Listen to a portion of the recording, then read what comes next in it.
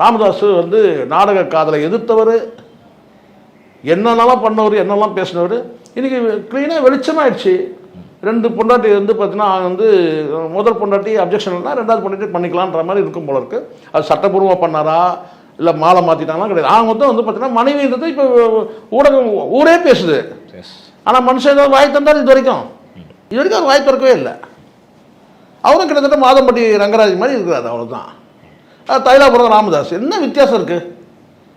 என்ன வித்தியாசம் இருக்குது? மாதம்பட்டி ரங்கராஜுக்கும் தைலாபுரம் ராமதாஸுக்கும் என்ன சார் வித்தியாசம் இருக்குது?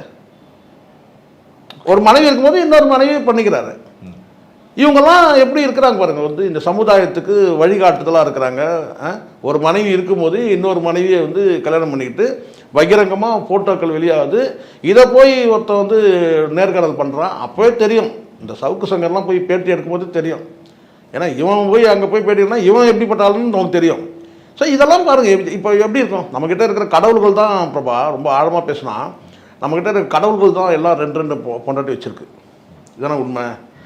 எந்த கடவுள், நீங்கள் சிவன்கிட்ட போனாலும் சரி, அப்பனே சிவனேன்னு போனாலும் சரி, அப்பனே முருகானாலும் சரி, 2 பேரும் 2 பண்ணுவோம். இல்லை இதை விட்டு நேராக கிருஷ்ணன் கிட்ட போனாலும் அங்கேயும் 2 பொண்டாட்டி தான்.